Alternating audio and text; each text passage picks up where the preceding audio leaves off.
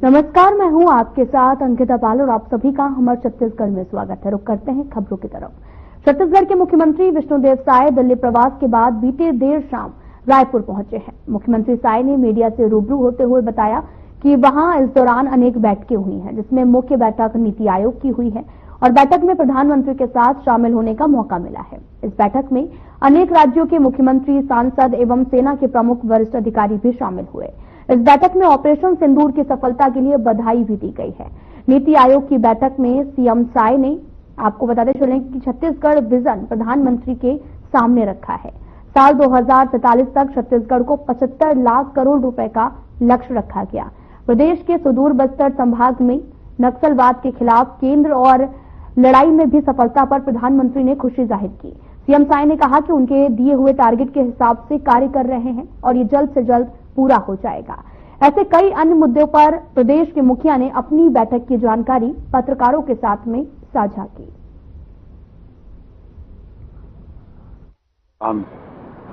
कई बैठकें संपन्न हुई हैं, जिसमें मुख्य बैठक नीति आयोग की गवर्निंग काउंसिल की थी, जो माननीय प्रधानमंत्री जी की अध्यक्षता में होती है। और इसमें सबसे पहले तो देश के सभी प्रदेश के मुख्यमंत्री इसमें रहते हैं और सभी मुख्यमंत्रियों ने और केंद्रीय मंत्रीगण भी रहते हैं और लेफ्टिनेंट जनरल भी रहते हैं। सबने माननीय प्रधानमंत्री जी को और देश के वीर जवानों को ऑपरेशन सिंदूर के शानदार सफलता के लिए सबने बधाई दिया। और नीति आयोग की बैठक में हमने विकसित छत्तीसगढ़ के लिए एक विजन डॉक्यूमेंट जो अपना प्रदेश का है उसको रखा और विजन डॉक्यूमेंट में जो स्पष्ट कार्य योजना है उसको रखा और 2047 तक छत्तीसगढ़ को 75 लाख करोड़ की अर्थव्यवस्था बनाना हमारा लक्ष्य है। और इसमें 3T मॉडल, टेक्नोलॉजी, ट्रांसपेरेंसी और ट्रांसफॉर्मेशन, ये तीनों को आधार मानते हुए आने वाले समय में छत्तीसगढ़ की मजबूत नींव रखने का काम करेंगे। और इस बैठक में हमारे जो विकास के मॉडल हैं छत्तीसगढ़ के, उसके सबने तारीफ की। और इस दौरान माननीय प्रधानमंत्री जी से भी मुलाकात हुई तो उन्होंने जो नक्सल ऑपरेशन हमारे छत्तीसगढ़ में हुए हैं उसकी सफलता के लिए उन्होंने हमको बधाई दी और ये निश्चित रूप से उनका छत्तीसगढ़ के प्रति प्रेम को दर्शाता है।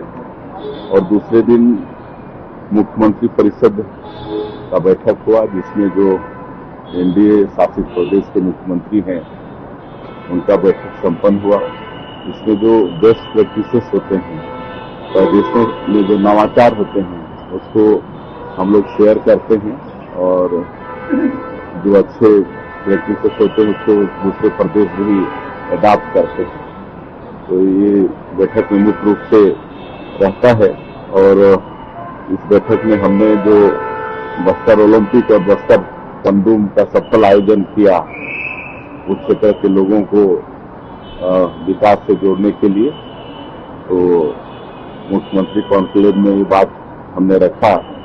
और इस प्रवास के दौरान 1650 करोड़ रुपए के निवेश प्रस्ताव भी पास हुए हैं। इसमें एक तो मेदांता 500 करोड़ का सुपर स्पेशलिटी हॉस्पिटल खोलेगा यहाँ पर रायपुर के अंदर में। उसी तरह से वरुण बेवरेज लिमिटेड 250 करोड़ का soft drink of fruit juice plant वो लगाएगा। और ESDS कंपनी रायपुर में 600 करोड़ का AI डाटा सेंटर स्थापित करेगा। एक AI डाटा सेंटर का भूमि पूजन कर चुके हैं, उसमें काम चालू हो चुका है। दूसरा डाटा सेंटर होगा। और एक करमबीर इलेक्ट्रॉनिक्स लिमिटेड 300 करोड़ रुपया लगाकर यहाँ ट्रांसफार्मर बनाने का काम शुरू करेगा। तो इस तरह से 1650 करोड़ रुपए के इन्वेस्ट के प्रस्ताव भी प्रदेश को मिले। तो बड़ी खबर इस वक्त की दुर्ग से, जहां पर मामूली विवाद बना मौत का कारण। दुर्ग के ट्रांसपोर्ट नगर की ये पूरा मामला बताया जा रहा है, जहां पर सगे चचेरे भाई चाचा ने घटना को अंजाम दिया है, जहां पर एक ही परिवार का था अलग अलग बिजनेस, और इस दौरान ट्रक, बस, बॉडी मेकिंग और साथ ही वर्कशॉप के दोनों संचालक भी थे। वर्षों से दोनों परिवार में विवाद भी चल रहा था। झगड़े के बाद में युवक थाने पहुंच गया और इस दौरान मुलायजा कराने के दौरान मौत का ये पूरा मामला सामने आया, जहां पर आरोपी चाचा फरार हो गया है।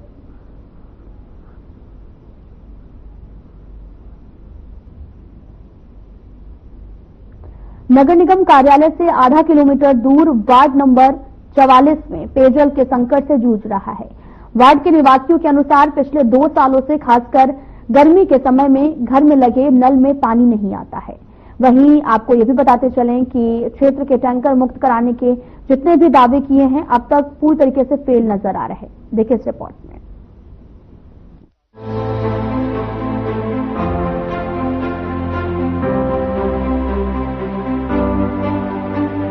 नगर निगम दुर्ग कार्यालय से आधा किलोमीटर दूर बसी वार्ड नंबर 44 में पेयजल का संकट अब भी बरकरार है। वार्ड के निवासियों से बात करने पर उन्होंने बताया कि पिछले 2 सालों से गर्मी के दिनों में उनके घरों में लगे हुए नलों से पानी तक नहीं आता है। पेयजल संकट को लेकर नगर निगम दुर्ग में वो कई दफा शिकायत भी कर चुके हैं और वहां पर महापौर एवं आयुक्त से मिलकर अपनी समस्याओं को बता चुके हैं। इसके बावजूद उन्हें अभी भी पेयजल के संकट से निजात नहीं मिल पाया है। महापौर द्वारा दुर्ग नगर निगम क्षेत्र को टैंकर मुक्त करने के दावे पूरी तरीके से फेल नजर आ रहे हैं। जब महापौर से इस मामले पर बात की गई तो उन्होंने इसका सारा दोष पिछले परिषद पर मढ़ दिया। साथ ही तकनीकी खराबी और नई पाइपलाइन के चल रहे काम का हवाला देते हुए अगली गर्मी तक लोगों को पानी से निजात दिलाने की बात कही। वार्ड 44 में पानी की समस्या वार्ड बता रहे हैं, क्यों आ रही है? देखिए, वार्ड 44 में जो पानी की समस्या आ रही है वो पिछले परिषद ने जो काम किया है, कुछ तकनीकी समस्या है, पाइपलाइन बिछाने में कुछ गड़बड़ी हुई है। उस समस्या को समझ गए हैं और उस समस्या को सुलझाने पे लगे हुए हैं। चूंकि ये समस्या गर्मी में ही पता चला तो कोई भी समस्या को सुधारने में थोड़ा समय लगता है। ये समस्या जल्दी समाधान हो जाएगा इसका, और नेक्स्ट जब गर्मी आएगी उसमें इन लोगों को कोई तकलीफ नहीं होगी। अभी जल मिशन पे पाइपलाइन गया नहीं है, इस वजह से बहुत दिक्कत आ रही है। वही बात है, पिछला परिषद जो है जो काम करना था वो काम नहीं किया है और इसके अलावा कुछ तकनीकी समस्या भी है। उसी समस्या को सुलझाना है और आगे पाइपलाइन का विस्तार करना है। देखिए, अभी कुछ समय तो लगेगा क्योंकि समस्या का समाधान जब समस्या समझ में आया, अब समाधान करने में थोड़ा समय तो लगेगा। काम धाम छोड़ के पानी में लगे रहते हैं, टाइम बर्बाद होते हैं और काम में जा नहीं पा रहे हैं और पानी बिल्कुल नहीं आया। शाम सुबह दोनों टाइम नहीं आ रहा है। घर में नल लगा है, उसके बाद भी पानी नहीं आता है। आता भी नहीं है, पानी में मतलब पीने के लिए भी नहीं आता है। कब से अभी समस्या 2 महीना हो गए, 2.5 महीना करीब हो रहा है। जैसे मार्च से नहीं आ रहा है पानी के लिए क्या करते हो? नहीं है, पानी नहीं है तो इधर उधर बोर कहीं कुआं इससे लाते हैं, पानी चलाने में लग जाते हैं। नाम और कहाँ, कौन से वार्ड से? हम लोग वार्ड नंबर 44 के हैं, मालती निर्मल का। घर में नल लगा है और पानी नल खुलता है प्रॉपर, ये बोला जाता है कि नल खुला है लेकिन फिर भी पानी नहीं आता। ये समस्या क्यों? तो फिर क्या करते? पानी की दिक्कत के कारण आसपास बोर है तो वो भी मतलब इतना वो थक चुका है कि उसमें भी पानी आना बंद हो जाता है। हम लोग को फिर वेट करना पड़ता है, कभी लाइट ऑफ हो जाता है तो हम लोग पानी के लिए मतलब हम लोग को बहुत प्रॉब्लम होता है। घर में पढ़ाई काम धाम से पानी लाने इसका काम करना पड़ता है। हाँ, मतलब कॉलेज सुबह उठो पानी लाओ, फिर पानी लाओ, हर चीज के लिए पहले पानी लाओ, फिर ये और एग्जाम भी चल रहा है हम लोग का, कॉलेज जाना ये वो इधर, फिर भी पानी हम लोग को तो भरना ही पड़ेगा ना, वो तो हम लोग की नीड है। और घर की तरफ से पैसा जलकर जो है पानी का जो टैक्स है वो पटा रहे हो? हाँ, और टैक्स हम लोग को प्रॉपर पटाना ही पड़ेगा, वो तो करना ही पड़ेगा, पानी आए या ना आए लगा है तो। तो मतलब खुदाई करेंगे, आएंगे, देखेंगे, ऐसा बोला जाता है, आज आएंगे कल आएंगे, लेकिन आ ही नहीं रहे हैं। यानी कि 2-3 साल हो गया भैया कि यहाँ पे पानी की बहुत ही ज्यादा समस्या है। अभी तो फिलहाल मार्च से बहुत तकलीफ, पूरे साल भर यही समस्या है। हाँ पूरे साल भर। और एक चीज हमें समझ में नहीं आता है, यहाँ पे पूरा गर्मी के दिन टाइम में बिल्कुल पानी नहीं आता, और जैसे कि वही ठंडी का टाइम आता है तो पानी कहाँ से आ जाता है अचानक से। फिर यही समस्या सिर्फ गर्मी के दिन में ही क्यों आ रहे हैं हमारे वार्ड में। तो ये पानी की समस्या थी, क्या करते थे? ये बोर है, यहाँ से पानी भरते हैं, यहाँ पे भी क्या बोलते हैं पूरा इतना भीड़ रहता है, कभी कभी काम वाम छोड़ के भी प्रतिदिन बस पानी भरने में ही टाइम निकल जाता है। एग्जाम अभी जबकि हम लोग का एग्जाम भी चल रहा है, फिर भी हम लोग को पानी भरना पड़ता है, इतना समस्या है। जैसे कि पूर्व पार्षद भी था तो उनसे भी हम बहुत बार शिकायतें मतलब करते थे, बट अभी तक वो उस चीज का हम लोग को मतलब परिणाम नहीं मिला। हम लोग हमेशा हमारे मम्मी लोग अपना काम को बंद करके सब जाते गए, फिर भी कुछ नहीं हो रहा है। और अभी भी हम लोग महापौर हैं, उनके पास गए थे, मैम के पास, तो भी कुछ नहीं हुआ। पूरे जैसे अपना काम को भी ना बंद करके गए थे, पूरे मैं ही मतलब इकट्ठा की थी उस दिन भी, पार्षद भी गए थे, लेकिन उस दिन भी बस बोला गया कि वहाँ पास खुदाई होगा, देखा जाएगा, लेकिन आज तक अभी तक वो चीज हुआ नहीं ना, अभी तक पानी नहीं आया। और अभी हमारा एग्जाम भी चलते रहता है, उस चीज को भी हमको पानी का इतना नीड रहता है, उस चीज को भी हम देखते हुए पूरा एग्जाम को साइड करके हमको पानी के लिए पूरा एकदम संघर्ष करना ही पड़ता है। घर में नल लगा है लेकिन उसमें पानी नहीं आता, और फालतू का टैक्स तो देंगे ही ना नल का हम लोग। हमारे वार्ड में पानी का समस्या सिर्फ गर्मी में होता है, गर्मी में होता है, और वो भी आज 1.5 महीना करीब हो गया। एक जो बोर है इसको माननीय श्री आलमदास गायकवाड़ जी ने खुदवाया था, वो इतना साथ देता है ये बोरिंग कि गर्मी में भी ये दम तोड़ देता है। रुक रुक के हिचकी लेके ये बोर चलता है, उसमें लाइन लग के भरा जाता है। पानी नहीं घर में नहीं आ रहा है तो उसको फिर कैसे पूरा करते हैं? कैसे दूर से लाते हैं, बाहर से लाते हैं, किसी के यहाँ सौरमंत जैसा कॉलोनी है, EWS है, या उधर है MIG वगैरह है, कोई भी दानी दाता दे देते हैं, या तो पान घर है बाजार के पास, उससे ले आते हैं बहुत आदमी, हम भी लाते हैं, हमको जरूरत है पानी का। हाँ, और घर के सब सदस्य दिन में पानी चलाने के काम, हाँ 100% आदमी काम छोड़ के साल पानी भरो, ऐसा है। अच्छा, महापौर के यहाँ भी ले गए थे हमारे मनीष कोठारी जी भैया, वार्ड पार्षद जी, तो भी समाधान कुछ नहीं हुआ। पूरे लेडीज लोग गए थे 40-50, हो जाएगा बोले। इधर तो हम अमृत मिशन का पाइप ही नहीं लगा है, इधर पुराना जमाने का पाइप लगा है, पानी कहाँ से चढ़ेगा, मोटा पाइप डाल दिए है। तो क्या बोलते हैं व्यवस्था पूरा बनाने के? व्यवस्था आज उस दिन भी आए थे, अभी हफ्ता दिन पहले महापौर उनके सब सभापति वगैरह सब आए थे, इधर आए नहीं, उधरी से उधरी ले गए उनको। उनके सब कहते लोग, महापौर को घूमना चाहिए ना, सफाई भी वैसी है, बस ऊपर भी निकाल देंगे नाली वाले लोग, गैंग वाले आएंगे, गैंग वाले क्या है, आए गैंग वाले, हाँ देख रहे हैं महापौर, हाँ ऊपर निकाल दिया, बाकी 10 तक वहीं छोड़ दिया। ये होता है। अच्छा, साल का कितना पैसा हम लोगों से लेता है? बिल्कुल, अभी हम साल में 2-2 दफे दे चुके हैं। हमारा पुराना वाला जो लेके गए हैं तो बोले ये नहीं चलेगा, दूसरा दो, लो भैया पैसा लो, हमको तो रहना है निगम में ना, निगम के अंदर में रहेंगे, टैक्स देना पड़ेगा ना सरकार को, तो दिए हैं। हम ही नहीं दिए, पूरे मोहल्ला टैक्स दिया है भैया, अपने अपने हिसाब से जितना जिसका जैसा आया है वैसा। तो पानी भी तो देना चाहिए ना, कम से कम 15 मिनट चलना चाहिए नल। 15 मिनट का 2 मिनट नहीं चलता, गुंडी नहीं भरता, इतना सा गुंडी नहीं भरता है। आज 1.5 महीना हो गया पानी के नाम से, है ना। तो महापौर जी से हमारा इतना ही अनुरोध है भैया कि कम से कम इस वार्ड में आके देखे और समस्या का समाधान करे, और कुछ नहीं चाहिए, सिर्फ पानी का समस्या है भैया, हर साल का ये रिकॉर्ड है। तो आपने देखा कि पानी की किल्लत से जूझ रहे निवासियों की समस्याओं के समाधान के लिए अधिकारियों से बार बार शिकायत करने पर समाधान के नाम पर सिर्फ दिलासा दिया जा रहा है। अब पानी की संकट पर अधिकारी क्या फैसला लेते हैं, इसका गांव वासियों को इंतजार है। Bureau report.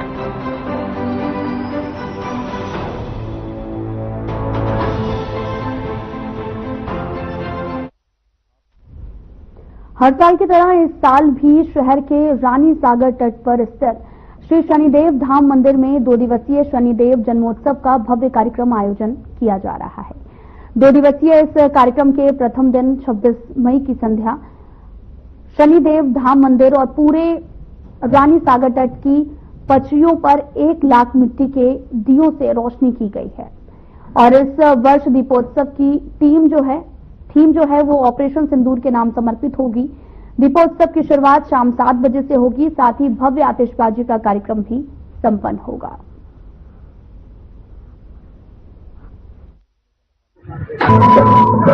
शनि जयंती है और आज यहाँ पर एक विशाल दीपोत्सव का आयोजन किया गया। मैं आयोजकों को अपनी ओर से बहुत बहुत धन्यवाद देता हूँ। और ये जो आयोजन है वो ऑपरेशन सिंदूर को समर्पित है। निश्चित रूप से ये देश प्रेम का एक भाव है। भगवान शनि से यही प्रार्थना है कि हमारा देश सुरक्षित भी रहे और देश के लोग भी सुरक्षित रहें। इस प्रकार से आज इस अवसर पर हम प्रार्थना करते हैं भगवान शनिदेव से। और कल जब शनिदेव की जन्म जयंती है, इसके पूर्व संध्या पर मैं सभी को अपनी ओर से शुभकामनाएं देता हूं। धर्म, संस्कृति, अध्यात्म, इसका संगम शनि महोत्सव के आज के इस अवसर पर सब महसूस करते हैं। लेकिन आज इसके साथ ही एक असाधारण बात यह है कि ऑपरेशन सिंदूर को ये कार्यक्रम समर्पित किया गया है। आप देखेंगे दियों की इस अवली में, इस दियों की श्रृंखला में इस भारत देश का तिरंगा झंडा भी लहरा रहा है। और हम सब उन शहीदों के प्रति भी अपनी श्रद्धांजलि व्यक्त करते हैं जो इस युद्ध के दौरान, चाहे वो सामान्य नागरिक था, वो मारे गए, उनके प्रति हम श्रद्धांजलि भी व्यक्त करते हैं। और शनि महोत्सव के आज के अवसर पर शनि महाराज को याद करते हुए उनके प्रति हम अपना भक्तिभाव बढ़ाते हैं। और साथ ही हम ये प्रार्थना करते हैं कि विश्व में मानवता के कल्याण में शनि महाराज की हमेशा कृपा रहे, इस जगत में शनि का आशीर्वाद कायम रहे। और विशेषकर हम चाहेंगे कि शनि भक्तों को उनकी विशेष कृपा मिलती रहे। ये शुभकामना आज के इस अवसर पर मैं व्यक्त करता हूं। 2 दिवसीय कार्यक्रम रखा गया है। जन्मोत्सव की पूर्व संध्या हजारों की संख्या में दीप प्रज्वलित किया गया है। और इस बार दीप प्रज्वलन का उद्देश्य जो है ऑपरेशन सिंदूर पर आधारित है।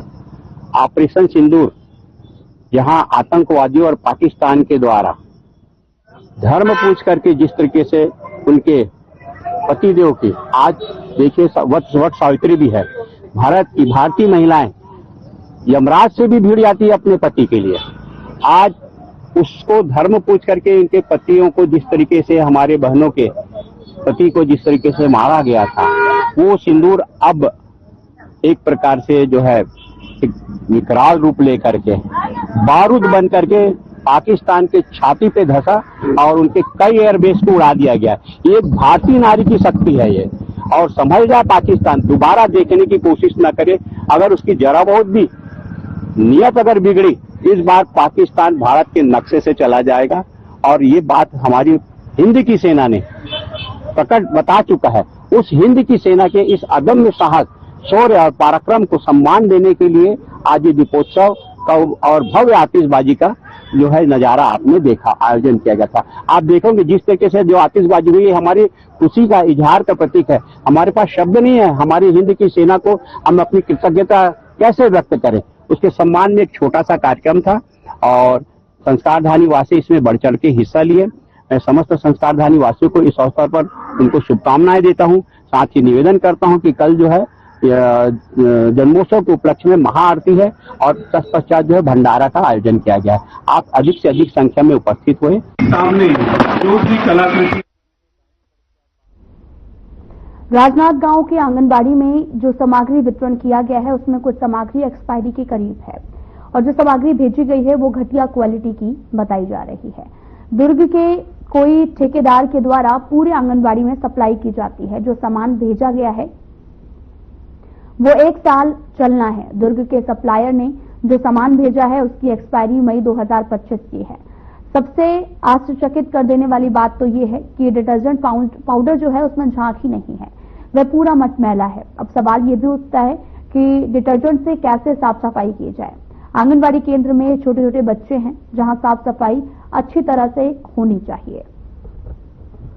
और कलेक्टर सर्वेश्वर भूरे ने कहा कि उन्हें इस संबंध में आपके मार्फत जानकारी प्राप्त हुई है, तो जो निर्धारित गुणवत्ता है वो उस हिसाब से सप्लाई होना अपेक्षित है।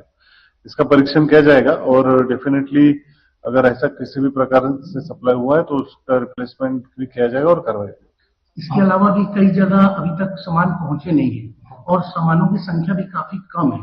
डिटर्जेंट की क्वालिटी खराब है। साल भर के लिए केवल एक झाड़ू दी गई है। ये इस संबंध में मुझे अभी आपके माध्यम से ही जानकारी प्राप्त हुई है, तो जब तक पूरे विषय का पूर्ण परीक्षण नहीं किया जा सकता तब तक किसी भी प्रकार का कमेंट नहीं कर पाऊंगा। लेकिन ये आश्वस्त करते हैं कि जो नियम है और जो गुणवत्ता है उसका अनुरूप कार्य समय समय पे जो आवश्यक मरम्मत कार्य है उसके निर्देश शासन से भी है, जिला स्तर से भी जारी होते हैं। ग्राम पंचायतों में जो आंगनबाड़ी केंद्र है उसमें पंचायतों के माध्यम से और शहरों में निकाय या फिर विभाग के माध्यम से मरम्मत किया जाना आवश्यक है। ऐसे जहां पे शिकायत आती है तो हम वहां पे समय समय पे करेक्टिव स्टेप्स भी लिए जाते हैं। अगर ऐसे कोई पर्टिकुलर केस है तो डेफिनेटली उसमें मरम्मत।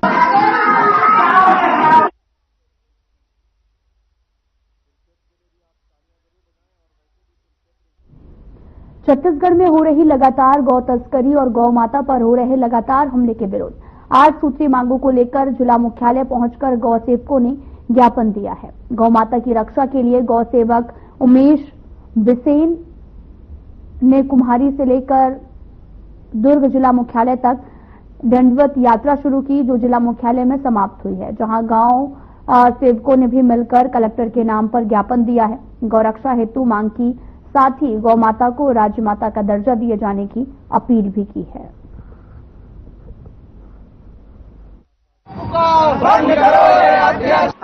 सभी लोगों को प्रेरणा दी है कि गौ माता जो है हमारी माता है। जैसे हम बचपन से अपनी माँ का दूध पी के कितने समय साल 2 साल पीते हैं, लेकिन गौ माता हमको बुढ़ापे तक मरते तक हमको अपना दूध पान करवाती है। दूध पान होता है उनका, अमृत पान होता है, और हम उन्हीं की रक्षा नहीं कर पाते, उनको हम बेघर कर देते हैं। लोग जो कहते हैं जानवर बोलते हैं, कोई आवारा पशु, तो उनको आवारा पशु न कहते हुए उनको ये कहते बेसहारा छोड़ दिया गया है। जैसे अपने माता पिताओं को छोड़ देते हैं वृद्धाश्रम में, उस तरह से गौ माता को ये लोग छोड़ करके बेसहारा छोड़ देते हैं, उस आवारा पशु की गिनती में आ जाती है।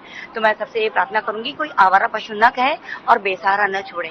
रास्ते में जैसे कभी एक्सीडेंट हो जाता उनका तो वो सुविधा नहीं मिल पाती है। यहाँ प्रॉपर हॉस्पिटल नहीं है, एम्बुलेंस नहीं है। एक एम्बुलेंस की व्यवस्था थी भी, नंबर लगाओ तो वो कभी भी उठेगा नहीं, कभी नहीं उठाएगा वो, और कहेंगे अभी सेवा अभी नहीं है, ये इतने समय में खत्म हो जाएगी एम्बुलेंस, इस तरह से होता है।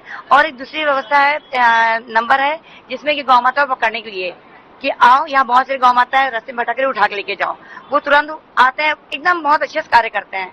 तो मैंने उस नंबर में कॉल किया, कहा भाई एक काम करो, इस नंबर को बंद कर दो। उद्देश्य था गौ माता को राजमाता और राष्ट्रमाता बनाए। दूसरा उद्देश्य ये है कि इस प्रदेश के अंदर में गौवंश जो बाजार तस्करी के बड़े केंद्र बने हुए हैं। तीसरा उद्देश्य ये है कि वेटनरी विभाग जो है सरकार का वो आईसीयू में एक्चुअली उस विभाग को आईसीयू से निकाल के सरकार उस प्रत्येक जिले में भारतीय अस्पताल बनाए और वेटनरी से सुव्यवस्थित रूप से काम करवाए, क्योंकि वेटनरी विभाग पूरे प्रदेश के अंदर में रायपुर छोड़ दे कहीं पे भी काम नहीं कर रहा है। सरकार की मंशा है कि बहुत अच्छे से व्यवस्था हो, लेकिन ऐसी क्या चूक हो रही है, ये समझने की बात है कि क्या कारण हो रहा है, कि हमसे क्या त्रुटि हो रही है, क्या सक्षम अधिकारी हमारी बात नहीं सुन रहे हैं या हम सक्षम अधिकारी से काम नहीं ले पा रहे हैं। ये उनका विषय है, ये उनको समझना चाहिए कि हमें क्या करना है। लेकिन ये जरूर जानता हूं मैं कि बड़े पैमाने में तस्करी हो रहा है, बड़े पैमाने में अभी। फिलहाल में इतना ही। नमस्कार।